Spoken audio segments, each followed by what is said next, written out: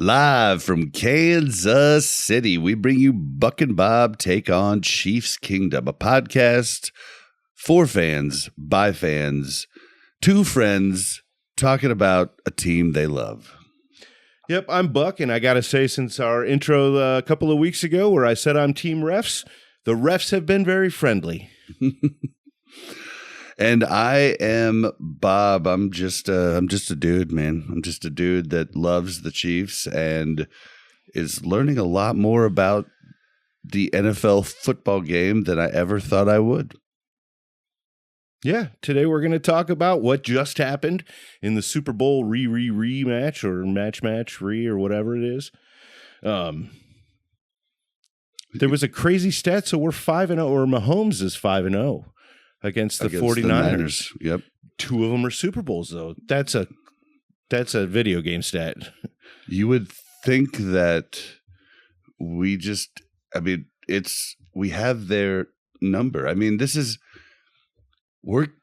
the Chiefs, we're getting so hooked up by the fear factor. It's the same thing. Everybody's had this where, they play a game, they play golf, they play any type of competition, and there's this one guy or one gal that you just can't beat, and it gets in your head, and you actually play worse every time you play them because you feel of that. like you have to perform at 110% at all times. Yes, and you just can't. It gets in your head and therefore makes it easier on the other team. And that's what the Chiefs have achieved across the league, especially with some certain teams. Yeah, I got to say, I was a lot more comfortable with today's game. It was a lot more fun to watch because it wasn't so close most of the time. But, in the two Super Bowls, those were close. I mean, pulling out your hair kind of games. So... and so far this season, this is the most comfortable game to watch. The game 2 weeks ago was good. I think that was more comfortable to watch. What, this one or the Super Bowl? No, the game against the Saints 2 weeks ago. You think that was more comfortable? I that felt was more tense. I think that was a closer game. Yeah, but I mean, it was still in question late in the fourth quarter. The 49ers defense performed way better than the Saints, and I think that's why, Mahomes' stats in the Saints game looked good. Mahomes' stats in this game did not look good. Like, if you looked at that on paper, you'd be like, how did they win this game? Yeah. How'd they score 28? But then you look at Brock Purdy's stats, and you realize, if I was a total jerk, I would come in here saying, yep, look who was right about Brock Purdy. But that's not fair. He has no receivers. I mean, we don't either, to be fair, but we have gotten replacements. We have Juju who came in. Like we've gotten, some help in other ways. So both teams don't have their star wide receivers, but Purdy, he's 24. He's going to be an amazing quarterback. He's already really good, but without receivers, he's not going to do shit. And that's what we saw. And it was pretty sad for the Niners that Debo tried to play, but something's up with his lungs. He was coughing constantly, huffing on and that oxygen. happened like today, this morning. He wasn't sick going to bed last night. But it's weird, though. Could that have been COVID, dude? They do have, I kind of disagree with you. You said that they don't have their receivers. Now, going into the game, they had Debo, right? And he got sick, but Ayuk was healthy. Yep. Ayuk looked like crap. But then 6 targets. And 2 he catches. had that one catch that was very right Sky Moore like. I mean, it was literally like I was watching Sky Moore. It looked almost identical to the play that you and I are both have replaying in our head over and over when we talk about Sky Moore. But it sums up his career here. I mean, that one play looks like every other play. The one difference between, what Ayuk did is he didn't give up an interception on that drop, so That's absolutely right. That's why he's still on the but team. it's so sad for the Niners that they're having so many problems at the wide receiver spot because they have one of the best wide receiving cores in the NFL. And it's got to hurt Purdy's confidence when he's throwing to these guys that he's not super used to throwing to, and it's got to get in his head because I know it would get in my head. I think I normally would agree with you, but Purdy really seems to have a very, I don't know, just from an outsider, right? And I'm not even a fan of the team, but when I've watched him, he just seems to be composed and he seems to be very patient. And I think with Purdy, with his situation right now, he just needs to be patient. And I think that's one of his strong points. He does. Now that you said it, he is very Eli Manning-esque where you don't really see his emotions. I don't know, man. When you say Eli Manning, I just think a kind of like doofy guy because he was very calm and chill about stress and he handled that very well. I see your point. Yeah, I don't think he was doofy on the field ever, but in commercials and stuff, definitely doofy. He's a doofy guy. He's very funny though. He plays that up, but yes, yeah. Yeah, now that you mention it, he's very centered and you don't really see a whole ton of emotion either way, whether he's frustrated or having a really good time. You don't see, and I could be wrong. I could be completely off and maybe I just haven't seen this, but you don't see him going crazy when they get a TD. You don't see him throwing his helmet like we've seen many quarterbacks do. Yep. I mean, Allen, Lamar. Mm-hmm. I mean, Mahomes has done it too. I mean, Derek Carr 2 weeks ago. And so that is interesting. That's weird for someone so young. Now that you mention it, yeah. So, well, I mean, it's kind of one of those. You're a product of your environment. So my guess is his parents are very, very methodical, very calm and cool under pressure. It's a learned behavior. You know, it's something that you can tell it's not something he really had to work on. Just kind of comes naturally. So, whereas my family growing up, we just argue every little point to like where it upsets other people. I remember being one time, I thought it was just a normal day with the family. We were visiting my mom's or my dad's sister, and we're with her and her husband, and they're both doctors, and very calm, relaxed, very even keel. And then me, my mom, my brother, and my dad are just every different thing. We're like, I don't think that's exactly right. Okay, well, what about this, this, and this? And by the end of dinner, I remember her husband being like, "You guys argue about everything. I don't understand how you guys live. You argue about everything." And I was like thinking to myself, well, that's what makes it interesting. I like that. But friction, baby. It must upset other people. Yeah. Some people are not used to that. Yeah. So that can be a little stressful on people for sure. But I was trying to give you the fact that I said Purdy wasn't as good as everybody makes it out to be. And I was giving it to you to say this isn't a good judgment game for it. You can't really judge him. Both defenses were just killing it. Well, something I mentioned before the game in our last episode was that Purdy's not good under pressure. It's something that I had heard from a couple of game analysts on ESPN or something like that. I can't remember who it was. But anyway, I took that and I kind of watched some video and I think that's why. I mean, he did better than Mahomes, but he threw 3 interceptions and he was under pressure a lot today. So I think that just kind of went to prove that he's still having a hard time with pressure. I mean, well, and what's funny is we didn't have a ton of sacks, right? Mm-mm. Nope. I don't know. Did we get one? So we definitely got one. I remember Karlaftis because we were curious. Anybody at home, we would love you to explain to us exactly what a hip drop is. Because like the technicals. Yeah, we're trying to figure it out because we weren't sure. that if that sack was a hip drop, he grabbed him from the back and then fell back over. But he kind of used his legs. He didn't really dead drop. So I'm not sure if that's Karlaftis got it. Yep. And that's the only sack, huh? Yeah, that's the only one.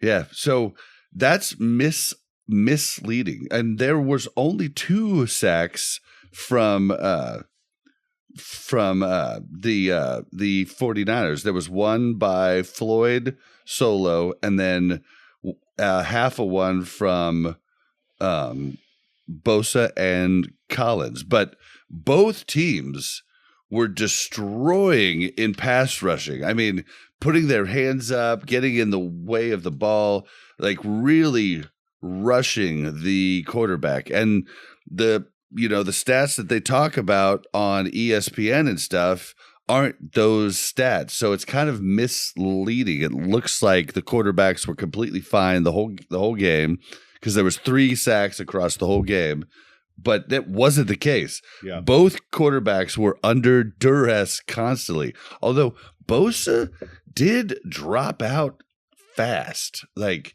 he was on fire the first quarter and a half, but then just didn't hear much from him and almost forgot that he was in the game after that. I think that was adjustments. I think that they were trying to neutralize Bosa as much as possible because he was clearly the dominant force on that defense. If you could neutralize, it's kind of like the Belichick, take away their best player and make them beat you with the other 10 guys. I think that's kind of what that was. I don't know if you've noticed on the stats, there's this Q on the defense.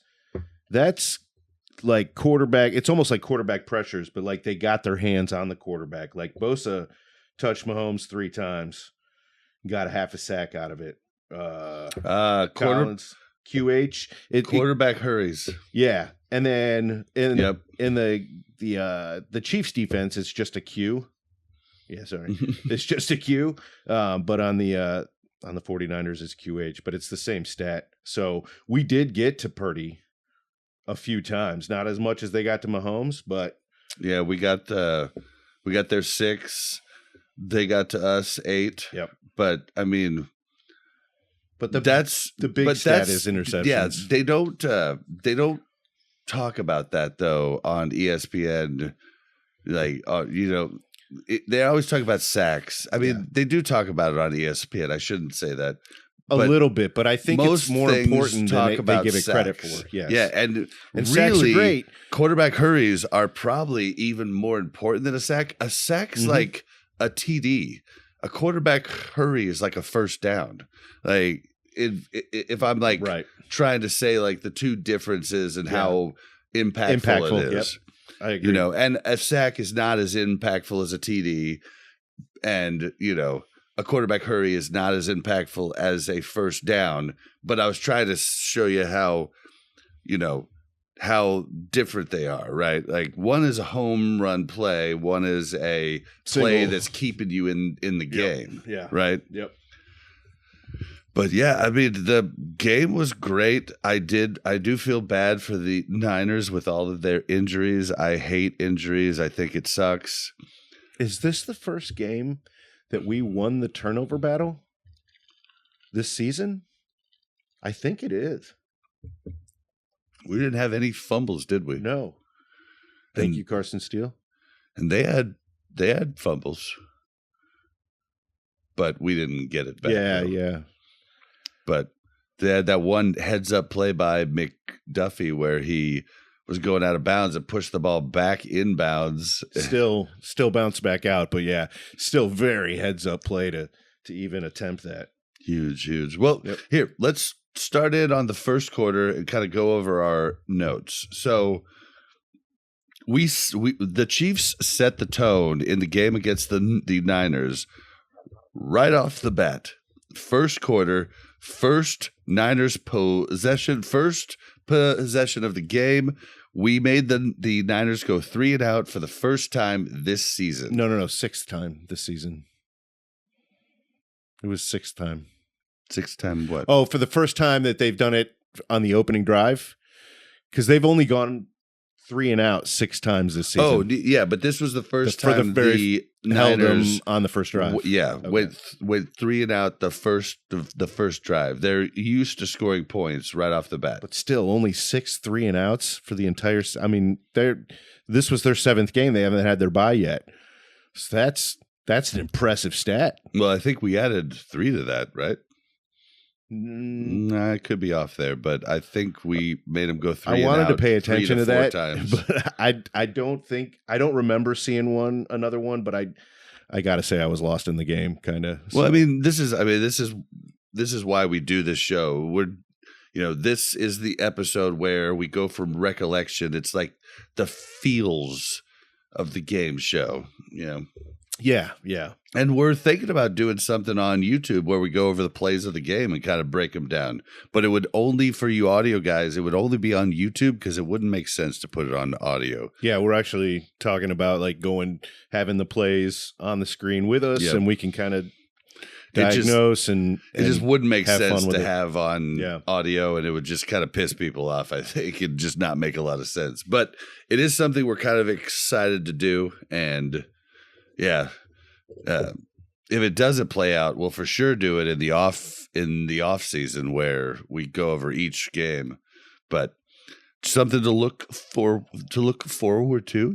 Go to buckandbob.com to find out more. Yeah, that's new. The buckandbob.com. Yep. BUKNBOB.com.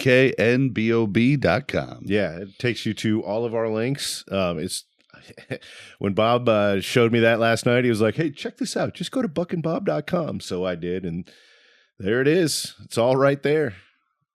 Every platform that you could want. Yep.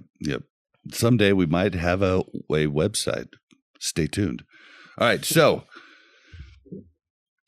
the Chiefs get the ball, and they try a fake punt from, around midfield. I don't know. I feel like fake punts are for bad teams. I hated that call there because obviously they weren't fooled at all. I liked going for it. I did. I absolutely supported going for it, but put the best player in the league on the field and give him a chance with 1 yard. Are you kidding me? It just didn't make any sense that's the play you go with. Or even Hunt. I mean, Hunt, I would love to see.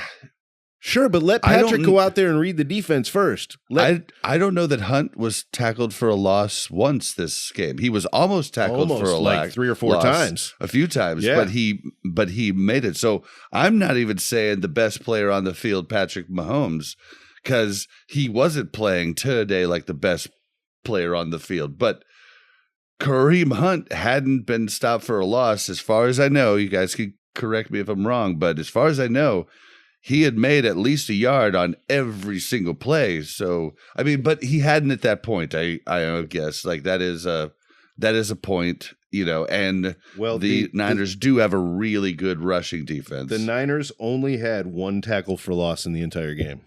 So they probably didn't get Hunt. They probably got a receiver is my guess. But it doesn't say who it was. Interesting. It's the same guy that got a sack though. Floyd. Well, either way, I think that's a much higher probability play than the fake punt. And I was even saying, I think they're going to fake it. I don't like this.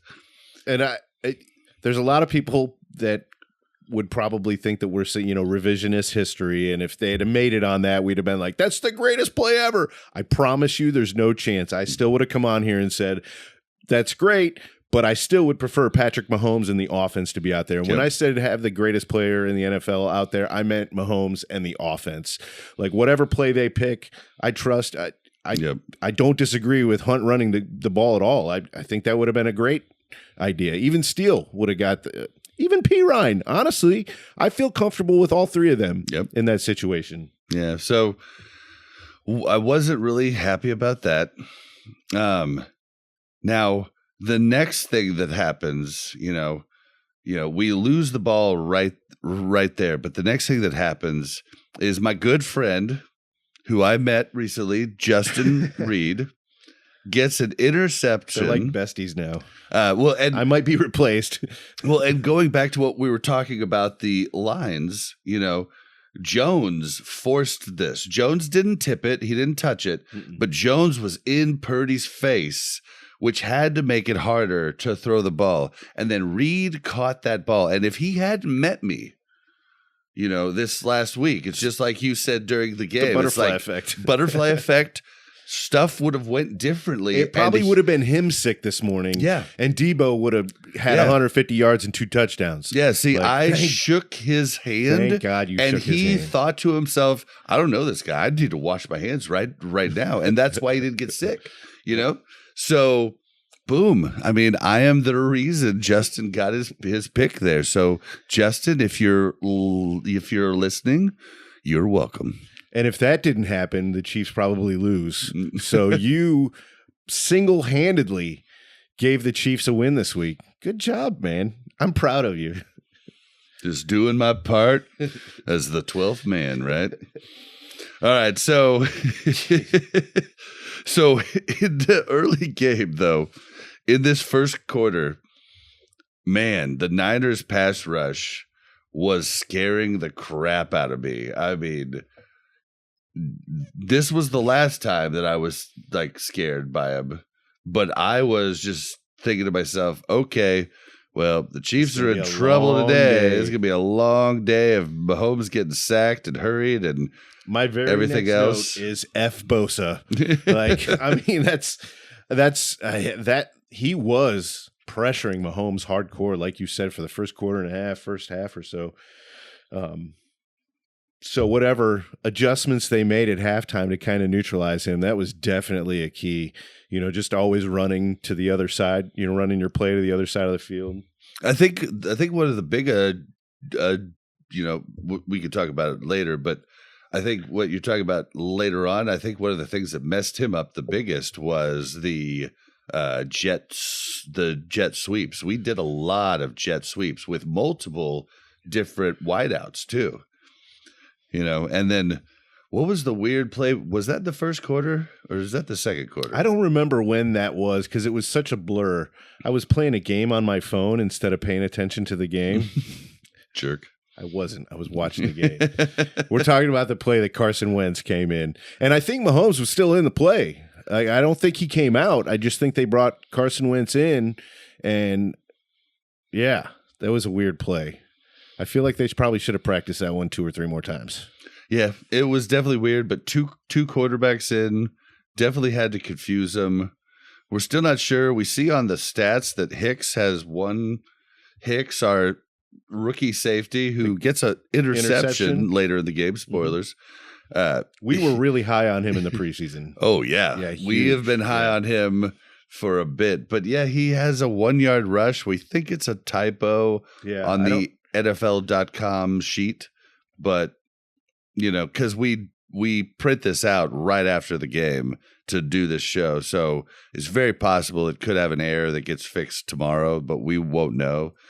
Let us know in the comments if, you know more than we do. We would love to know. But, yeah, so, yeah, that was the first quarter, and we ended the first quarter at 0-3. That was unexpected for me. I really did not expect to go into the second quarter with a field goal for both teams. Well, no, I don't even. I mean, a combined field goal. Yeah. They had one field goal and we had nothing. 10 points was like, if you would have asked me what I expected, at least 10 points in the first quarter. I was absolutely floored by that.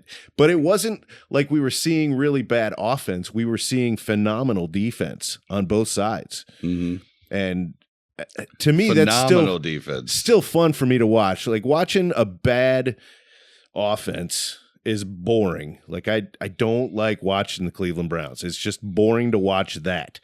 But when it's a good offense being dominated by didn't Chubb come back this week? I don't know. I think the Browns actually looked good today. I don't know. I didn't really watch, but I mean, if they did good today, historically, that means the next 3 weeks they're going to play horrible. So. But my point is, watching a crappy offense sucks, but watching a good defense getting outplayed by a fantastic defense, even though it was against the Chiefs, it's still exciting football to watch. Yeah. Well, and it kept me on the edge of my seat the first half. So going on to the second quarter, the Niners have the ball.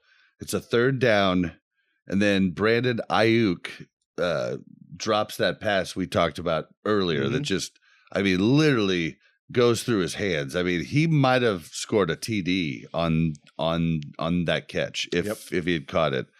And it could not have been put in a better spot. Yeah, it's unreal that he missed that. It probably, and that was one of the only times that Purdy really had time to get into a throw. I mean, he was hurried so many times. It's like, you got to take advantage of that opportunity, man. Didn't he just sign a contract? Like, he was late. Yeah. Oh yeah. He held out. He was the one that his girlfriend tweeted out at, like, after the Super Bowl. This, it's time to leave San Francisco. He's been a big pain in the ass for the organization forever now. Reminds me of T.O. But T.O. at least put up stats. He looked terrible.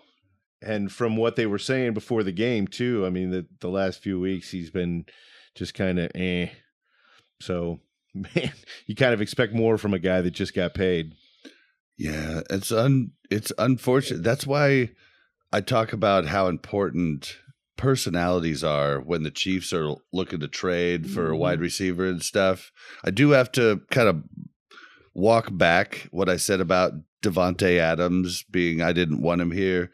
I saw a recent interview with him. He wasn't as cocky, and he wasn't as bad as I thought he was. That's the best way to say it.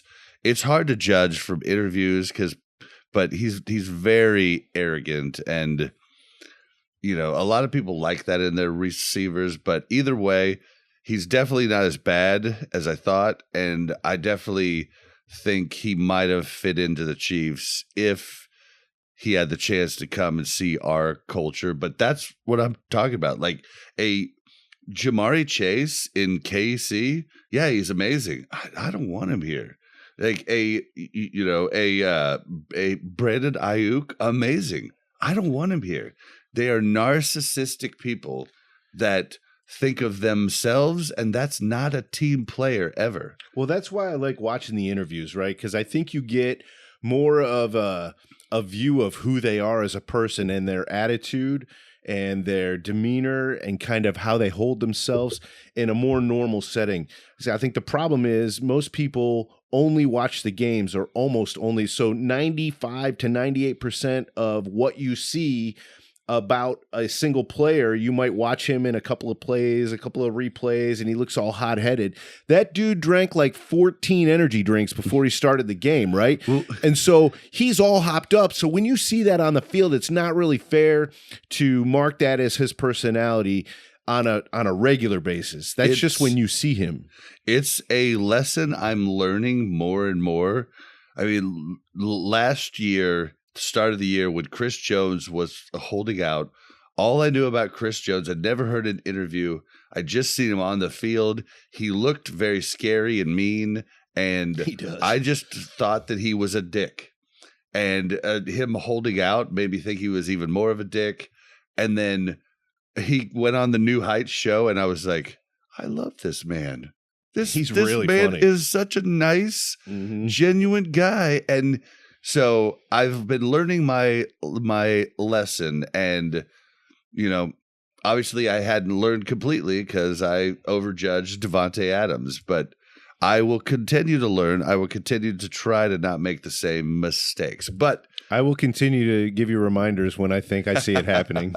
Thank you. Yeah. That actually helps. All right. So Brandon Ayuk drops the pass. They're forced to punt.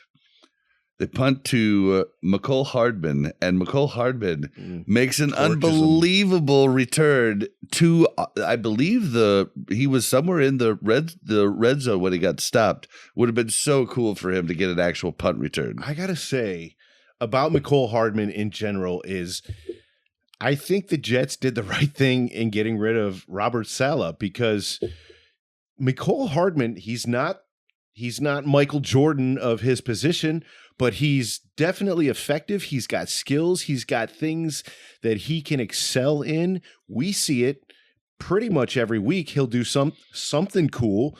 They had to just be completely missed on him.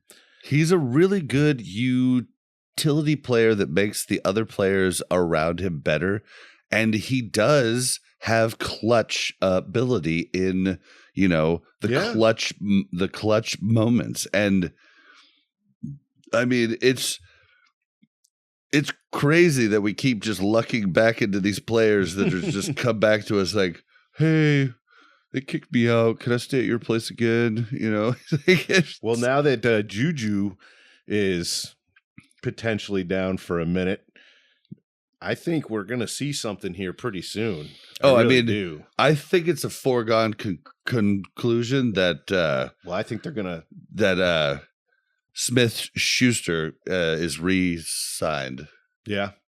Wait, no, Juju Smith Schuster. Oh no, yeah, that's who's hurt. No.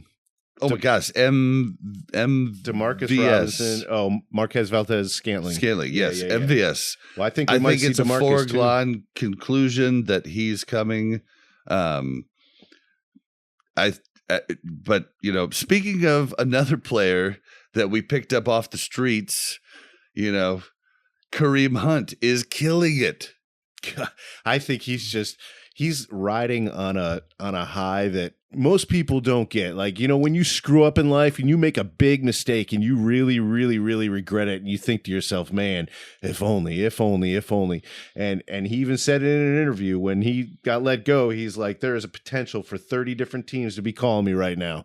The Browns won't and the Chiefs won't. And sure enough, it was the Chiefs that called him first. And he gets a second chance. I think that he is willing to put his life and limb out on the line out there and do everything he can to reclaim what. Yeah, I was wrong. I was completely wrong. I didn't think it was possible. And in 2 games, I'm convinced. It was a little unfair. I had him in chokes me up a little bit in like fantasy. The year after he got cut from the Chiefs.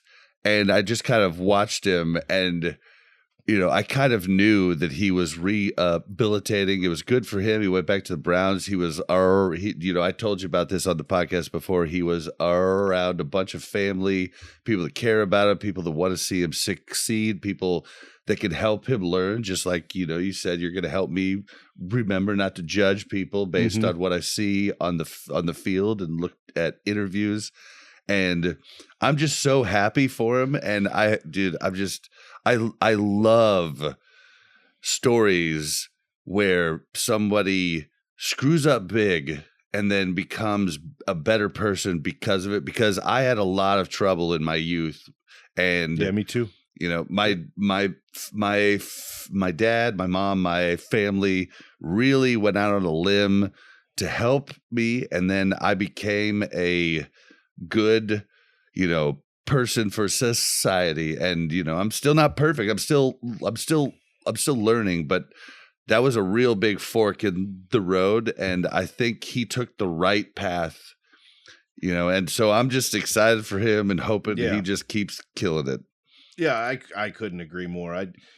I think he knows what an opportunity he's got, and I think there's no chance that he screws that up again. I really don't, because he's playing with heart and determination, and I'm excited for the Chiefs. Having the time of his life right now. I think. Yep. And it's going to be great. He gets to play with his buddies again. It's going to be great for Carson Steele too. I mean, Carson Steele coming in we might have ended up ruining him. Yep. He's an undrafted free agent to be given in rookie year.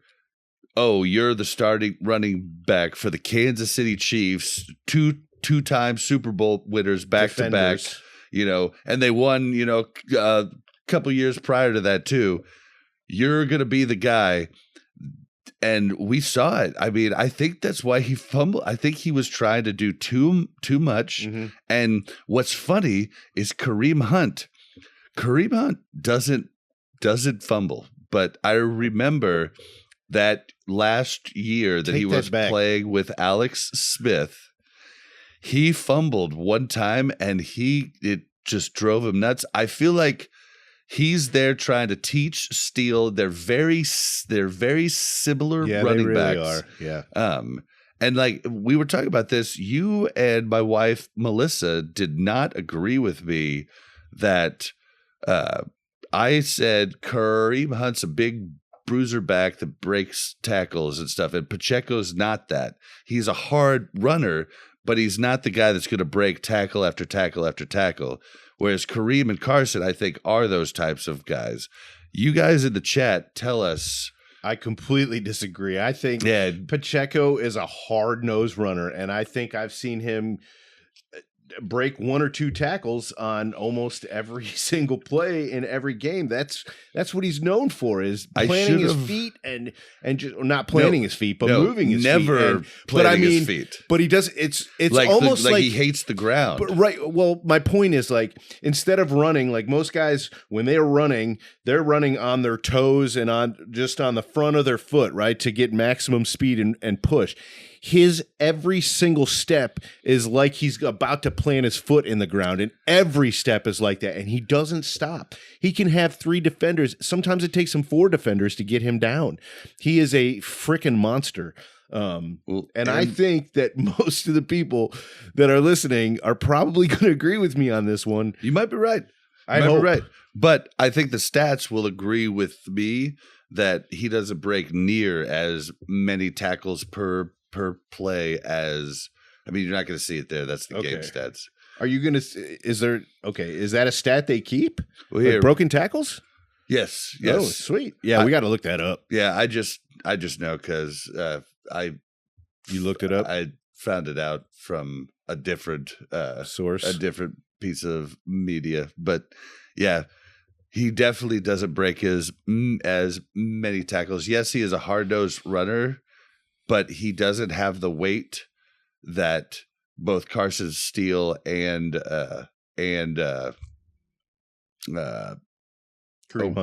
Hunt have. Yeah. And he's also taller.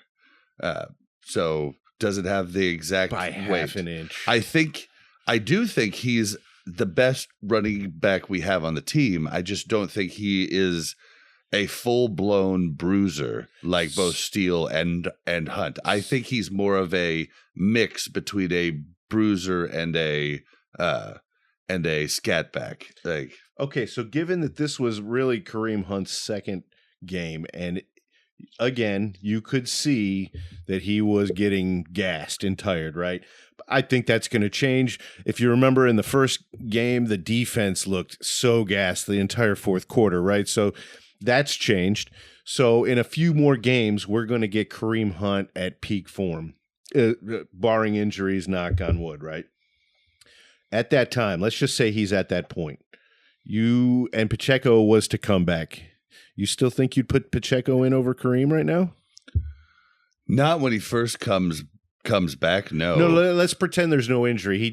Let's say he's on vacation and he has to be gone for a month. So he's coming back in a month. Kareem Hunt is at full form. There's nothing wrong with Pacheco. That's still not a good. Let's say he's, because like if he's on vacation, he's drinking Mai Tais, he's out of shape. Okay, but let's say he's suspended but is still able to practice. Yes, still. Okay. We'll do that. We'll do that. Okay. In that case, I say that Kareem Hunt spells him, but not the way that Carson and Kareem are doing it now. I think a 50-50 mix. Who's the starter? I don't think you do. I think you do a true two-man committee. Yeah, I think you don't have a starter at that point. You put them in. You put Hunt in shorter yardage situations, which sucks for him because usually that means you're going to get a shorter run. That's why last year that was what he was used for on the Browns last year. That's why he had 8 TDs and 400 yards rushing. But I think that's where he would excel over Pacheco. Whereas Pacheco, I think getting, the first and second down snaps are probably like better. You see what I'm saying? I do, but I don't think that's you fair. have a starter if Pacheco comes back. I don't think that's fair for your third down guy, because then when they see that third down guy in there, that's a good tipper that there's a good chance that they're running. Well, no, because but if you're passing, Kareem can catch passes too. Sure, he can. You just have him as the third down back. I don't know. I think the way that Kareem is playing is okay. Let's just say the first half, because he's not getting gassed in the first half. So if we look at just the first half and we extend that out, and that's how he's going to play the whole game, I think I'd rather have Kareem right now than Pacheco. I really do, unless Pacheco gets better. Now I say that, and it's like this. I mean, we're talking half an inch Kareem over Pacheco. Like, if they decide to go with Pacheco as a starter, quote unquote, over Kareem, that's not going to break my heart. I'm not going to be pounding the table saying somebody's got to get fired. They can't really go wrong in this situation. But your original point was that having Kareem there to kind of take the stress and workload off of Steele is going to help Steele in the long run. And either way, I think that helps Steele in the long run. And I think Steele can be a Kareem Hunt at his peak. Oh, yeah. I think Steele is very, very, I mean, they're very similar running styles and everything. I think Kareem everything about them, their size, really, their build, their running style, the way that yeah, I think it's going to be huge for him. But you Steele's were asking about Pacheco. I think Pacheco comes back.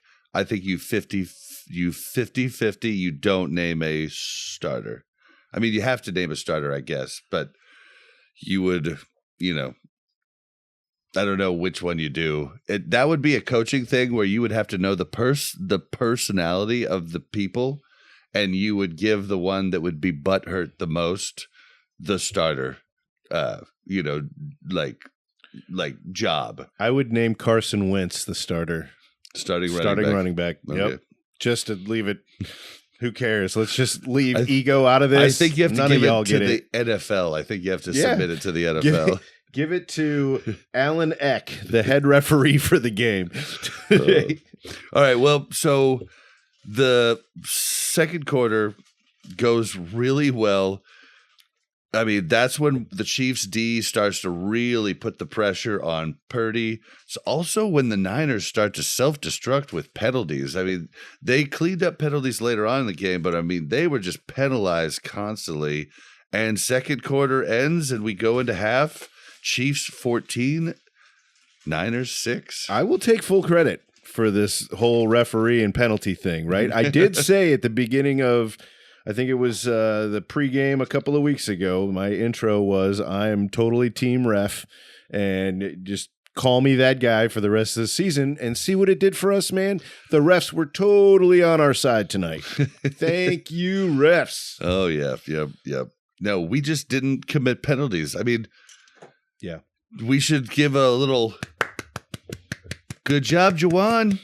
No shit. Good job, Juwan. There was once or twice tonight I saw him and I was like, oh, here comes a flag. And they never did throw one. I was happy. But there were a couple of times that he was so close. Well, let's talk about the last part of the game, which isn't as much. It won't be as long as this was. But before we do that, call that timeout. All right. And we're back from timeout. That was a game on. Kind of a late timeout. I normally call early timeouts. Yeah. After 20, 25 minutes, yeah. Yeah, it's just good for you holding it in a little bit longer. Yeah. Well, so I don't have as much notes for the third and fourth quarter. I do have Worthy needs to stay standing up. He fell down on a huge Patrick Mahomes' second interception. Now, I will say a lot of the Chiefs were falling down today. Yes. Not a lot of 49ers. Were they oversaturating that field and the 49ers knew what cleats to wear? I don't know. That was something I said during the game, and I'm a full believer in that. I think that they might have said, look, guys, maybe you should wear a little bit longer cleats today and, whatever. But I I said something about Worthy too, right about the same time. I said Worthy's kind of looking like a rookie. I mean, he got bashed on that play that looked like it might be a big play. And I'm not downing him for the way he was running. I think he was taking the best path. It's just when he got hit, he got knocked back. He got absolutely he got back in the game. I think he just got the wind knocked out of him. Rubbed some dirt on that. He and to his credit, he did do that. He rubbed some dirt on it and he got back out on the field. Yep. But he is. A lot of people say that, they're more scared of injury because he's smaller. But I would say that the less weight you are in the NFL, the less chance you have of getting hurt, especially for wide receivers. Because if two people run into each other, if one is significantly less weight than the other, then they just get pushed off. Whereas if two big dudes run into each other, that's like two, like you think about a semi-truck and a car in a head-on collision. The car just blows off, right? But a semi and a semi hit each other. That's catastrophic. But when the semi hits the car, it's catastrophic for the car. Kind of. The car can just brush off of it, though. But that hit was dead on. It was dead on. A side hit, I think, is actually the less you weigh, the better. But I said this to one of our listeners, Damien, and one of my longest friends in life. He was texting during the game, and he said, as soon as that hit came on, and he goes, oh, I told you, man, that guy's a little bit too small. Well, and I said, I think he's going to bulk up a little bit in the offseason. I do. Well, and then 4 plays later, he came back out. He came back on. I said, well, you should probably message him back with, that didn't age well, bro. Yeah. But yeah, so I'm not really worried about that.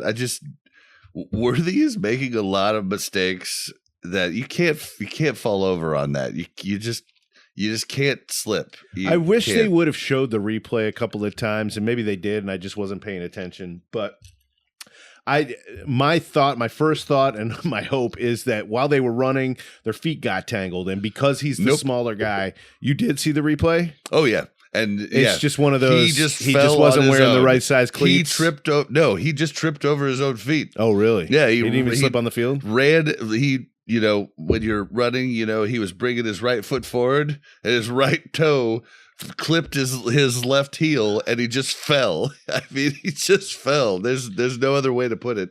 But he's also the leading. As for the people that are on the field right now, not injured, not out. He is our leading touchdown scorer. He has 2 rushing and 2 receiving. So, I think that's going to change. He's got a lot of upside. Kareem Hunt, I think, is going to change that here pretty soon. Hunt's going to make Mahomes' stats look worse. This is what we were talking about in the preseason. I think it's going to help us. I'm just saying. Quarterback TDs. If the running game does well, Mahomes' stats are going to look worse. So that's just kind of the way it goes. But Sky Moore came in for 1 play. He was in other plays, but he came in, he got a target on 1 play, and you guessed it, Sky Moore dropped it. We should start calling him Sky Less. He's pay less. Sky Less is just, please. Stop. Yeah, that wasn't the most catchable ball in the world, but it was definitely a catchable ball. It was not defended. It was absolutely something that he needs to catch. He gets paid a lot of money to catch that ball, and he continuously doesn't. He still doesn't tip it up in the air, Mr. Kadarius Toney. He doesn't tip it up for the interception. Yeah, it's because Patrick Mahomes throws it at the ground. Yeah. It was a low throw. But the whole third quarter was just the Chiefs struggling on offense. It really wasn't great. No, it wasn't. I do have a note here that quarterback running is a weakness for this defense. when that quarterback scrambles, I mean, we saw it in the Baltimore game, obviously, because that's what Lamar Jackson does. But when Purdy scrambled he only scrambled a couple of times, but when he does, I think our defense is fantastic. Obviously, they're one of the best rushing defenses in the league. I think we get a little bit less credit than we should from our defensive backs because I think they're actually pretty effective. But I think that's one of the weaknesses of our defense. One of the few weaknesses of our defense. When that quarterback takes off, there just tends to be a lot of room. Yeah, I don't know how you feel about that, but I mean I feel the same way. Running quarterbacks are going to be a very rough thing for our D, so we just need to not go against running quarterbacks. And I mean, Purdy's not a running quarterback, so it just points out how we have a definite weakness. Something to work on. There's not a lot for the defense to work on, so that's something that they can kind of focus on. But the fourth quarter, man, Hicks gets that interception. Yeah, that was timely because they were about to score. Dude, Hicks is gonna be a good player for this team. I love it. Oh, we got to talk about in the fourth quarter the Mahomes scramble, little scramble into wasn't a little scramble. Zone. It was the longest scramble of his career. Yeah. We have to talk about that first. Yeah, his 33-yard run where I can't believe that's the longest. Yeah, it's weird to me. I feel feel like he's had longer. I feel like he's had longer. I think he's just had so many impactful because when he scrambles, it's almost always for a first down. And so sometimes, there have been scrambles in his career, like 3rd and 17, 3rd and 19. He had to scramble and gets the first down in the playoffs a lot. So I think we've seen just a lot of quantity of scrambles rather than long scrambles. And I just felt he had like a 60-some yard run. Like, was it longest of his career in the regular season or something? Maybe longest of his career. I just feel like he even said it after the game. They asked him about his longest. He's like 33. He's like, man, that's not even that long. It feels weird. But no, what I was actually talking about was his touchdown run, where he shoulder checked the cornerback for the 49ers, and he made him look dumb, dude. It was like he was using that old school Madden truck stick, and he said boom, and dude just fell over. I mean, he's in the locker room, teammates are not going to let him live that down for a long time. He got completely. I mean. Like, if that was Kareem Hunt doing it, it would have looked normal. But Patrick Mahomes, I don't know. If I'm on that team and he's one of my buddies, remember that Kermit Mahomes doll that the Raiders had? And they were all, I would grab that and like kind of have it behind my back and just go up to him and be like, bah! Like, absolutely do that. Well, and it's like, I couldn't believe that. And then, we were kind of scared that he taunted. Yes. I thought that because he did. As soon as he scored that touchdown, he looked right down at him. And I was like, no, don't do that. But then they showed the replay like 14 times. And the dude was holding on to his foot. How hard would it not be to taunt? Like, be like, welcome to the NFL, bitch. It's so funny. As Patrick Mahomes, and he's done so many great things. I think he's above most of that now for the most part. He does a little celebrating, but he doesn't really like go crazy anymore. Yeah, and then I mean, we had some kind of weird stuff happen at the end. Patrick Mahomes on the interception, the last interception he threw. Wait, was this? No, that was the one where he fell down. This was before. Yeah, this was third quarter, but he got hit in the throat.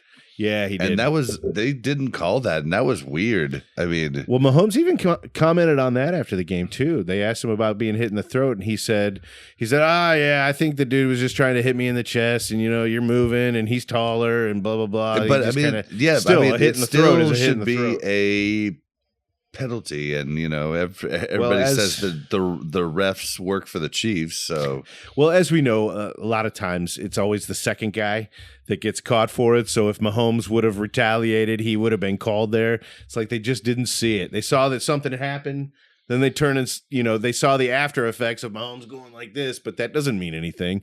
I mean, but athletes are actors. I mean, they did have. Then there was the other weird thing in the fourth quarter was an offensive lineman. I don't know who it was, but I can't even remember what chief it involved. But the 49ers player got ejected from the game. So that was Cook. Yeah, so Cook gets up, angry, him. slaps the helmet. Trent Williams. Yep. Slaps his helmet, and Trent gets up and doesn't give Cook's was a little smack. Yeah. Like it was like an fu real quick, freaking what's his name? Cook or Williams? Okay, so Williams gets up and straight gives him the palm of his hand, like punch. Yeah, into the forceful. into the helmet, to the side like this. Yeah, it wasn't no slap. Yeah, it was a punch. It was without a closed fist. Smart for him because he probably could have broke his hand if he would have done a fist. Yeah, but it like that was really weird. He did get ejected from the game. It drove me nuts with the Brady and the other guy coverage where they kept saying that Cook threw the first punch, and I was like, Cook threw the first slap. He threw the first punch. There's a very big difference between those two interactions. Is there, I mean, when you're looking at penalties, though, is there a big difference? I think it kind of depends. I think it was one of those things where Cook got a quick jab in there, and then the refs turned around and they were like, "What?" And then Williams threw the punch. Okay, I don't think it had to do with the severity. I'll give you that Cook's was a jab. If it was definitely provoking. If Williams was a haymaker. Like it was just like all you had to do was just get up, slap him on the helmet back, and you're probably good, not kicked out of the game. They probably don't even call the penalty, right? Like if he did the same type of slap Cook did, it was barely a slap. Yeah. His helmet barely moved. But then when Cook got popped with that palm, and Williams, his head was like. Williams is like 4'50", 7'6". Like he is a monster out there. So, but he was frustrated. Like they were about to lose. When teams get down to that point to where they're about to lose, players lose their shit, and it's unfortunate. And it's you have to feel bad for the Niners because they've had such good teams and been riddled with injuries and everything else, and unable to beat Patrick Mahomes. Yeah, no, I don't feel bad, not at all. Yeah, we did find out some fun facts, like that they built their stadium specifically so that they could have the sun in the eyes and beating down on the away team. Yep. That's pretty funny. Yeah. But what's funnier is how the Chiefs handled it. They had the backup linemen shading them. They didn't bring in tents. They said most time they'll bring, the opposing team will bring in tents. The Chiefs didn't do that. They're just using backup linemen. That's amazing. It was hilarious. And they were all standing there with smiles on their faces too. Like they didn't care. Like they didn't know anybody was making a joke about them. Yeah. That's just. But that was great. Hey, can we go back to that the non-catch by Moore? I had a note on here. Okay, sure. Okay, so if you remember, it was ruled as a catch originally, and then they replayed it and overturned the catch to a drop, right? That was before San Francisco had the chance to throw their challenge flag, which he was going to do, I believe. But if it was ruled as a catch, then it's a catch. Then the play goes on unless it is challenged. So why didn't San Francisco get charged a challenge for that? Now, well, I guess they won, but that still would have been, it still would have been a challenge. I believe there's still they can still overturn those? They're still which is what we want. You know, we don't want a play that's that obvious to not be overturned without coach interaction. Yeah. I mean, I think that's a good thing. And they knew it was Sky Moore. They were going to challenge it regardless. I mean, they know he didn't catch it. That's ridiculous. But they're trying to look at the stuff behind the scenes, and I believe they have the right now to overturn something on their own without any coach interaction, and I think that's fine. I would like it to be more so. Had Shanahan just saw that and thrown the flag just as soon as he saw it and they ruled it a catch and he threw the flag immediately, would they have been, you think they would have been charged with a challenge on that? Well, they should have at that point, then yeah. Okay. So it's smarter than to just hold on to that until the very last second, just in case. Yep. All right. These are the little min-max things that I'm sure these coaches have to figure out. They know exactly what to do. Well, that's all I've got for my notes. I've got one more thing. Yeah. I do. What do you have here to end us out? Kelsey. So Travis had another very lackluster game. Now he caught the ball when it came to him. I don't think he had any drops. What do we see here? Kelsey he had 5 targets, 4 receptions.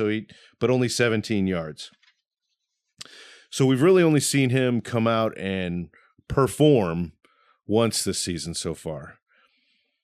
So last year, if you remember, during the regular season, he was playing better than he's playing now, but he was still not Travis Kelsey. Yep. And then in the playoffs, he just came alive, right? Yep. So I have a theory that I think that they're kind of playing that up a little bit as a, look, we're going to see what we can do in the regular season without really going to Kelsey too much. And then in the play, and the whole NFL is going to think that he's over the hill, completely done. He's no longer the dependable guy to go to. And then in the playoffs, he's going to absolutely turn it on after nobody has had a chance to game plan against him. I honestly think they're doing. I hate that we agree completely on this, but I think it is trickery also. Yeah. And I think they're trying to get. I think they do know that Kelsey is, kind of on his way out. So they need to get other people reps too. But I think they're basically keeping him under wraps as a secret weapon. And the only reason we got to see him last time is because they had to. Yeah, they were out of options at the time. Yep. And they didn't have to this week. So how good is Noah Gray? I mean, good. I mean, Gray we've known's been good for a bit. Noah Gray was our top receiver today. 66 yards on 4 catches and 4 targets, which means he caught everything. And we didn't really, we didn't really have receiving. I mean, Mahomes only had 154 passing yards. So, yeah, the ground game definitely took care of us today. Yep. But I think Noah Gray, I almost think they're doing kind of the same thing with him. They're giving him a little more play time. They're throwing it to him a little bit more than Kelsey, but they're definitely not highlighting him. They're not going to him on every play like they started to do with Kelsey when he started to become really, really good. And I think they're just kind of underplaying him a little bit too. And in the playoffs, these two are going to go absolutely balls to the wall and steamroll through to the 3rd Super Bowl in a row. I think that's what's going to happen. We'll see. We will see. But I think Noah Gray is a diamond in the rough. I do. He's been fantastic all year. His name hasn't been called a lot, but diamond in the rough, huh? He performs when he's called on. Arabian Nights. Jody Fortson only had 1 target today and didn't catch it. I don't even remember seeing him out there. Yeah. I mean, I don't want to say it, but after this game, I feel a lot better about the season. We have a chance at going undefeated. No. No, there's no chance. There's zero chance of that happening. I don't want it to happen because look at the rest of ours. We have went through the ringer in the start of the season, and the rest of the season's pretty chill. I think I would like us to lose. Historically, that's not good for the Chiefs. I would like us to lose once because that lights a fire under the Chiefs. Yep. But usually it happens in the beginning of the season when the wins versus losses is a lot more, that one loss is a lot heavier than that one loss would be even next week. What is it? 6-1 is way better than 2-1. So when you're 2-1, you're like, oh shit, this doesn't, when you play it out to the end of the season, that's not a very good record, but 6-1, you end up with 3 losses? That's not so bad. So, well, I'm just happy we end out the week. Now Andy is 25-4 after coming off of the bye week, and think about that. Amazing. 29 years as a head coach. Jeez Louise. But now we're winning that much. We're the only undefeated team left. The Vikings lost today, so life's good here in Kansas City. All right, well, we got to get out of here, Buck. All right. Guys, if you want to find us, any of our links, all the places to find us, go to buckandbob.com. That's BUKNBOB.com. And if you want to find Buck, where should they go? As always, I'm on Facebook and on Twitter. It's @Bucktastic, BUK_TASTIK. And I have a Facebook account, but it's not, I don't use it. But you can find me on Twitter or X at Blazin_Bob. That's BLAZZIN_BOB. And guys, we will. Oh yeah, if you want to call in, 816-866-1066. Please call in. Call in. We would love to have. Just say hi. Just hey, Buck and Bob. Just saying hi. Or send a text. Yeah, send a text with your thoughts. Either way, we'd love to hear from you. But for tonight, here in Kansas City, we bid you adieu. The 6-0 Chiefs bid you adieu. How about those Chiefs? Good night, guys.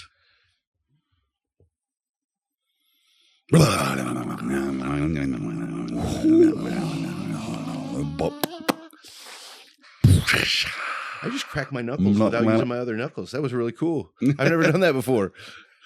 It went. You're like powering up like Goku. Like Goku. Or Roshu. All right. Here we go.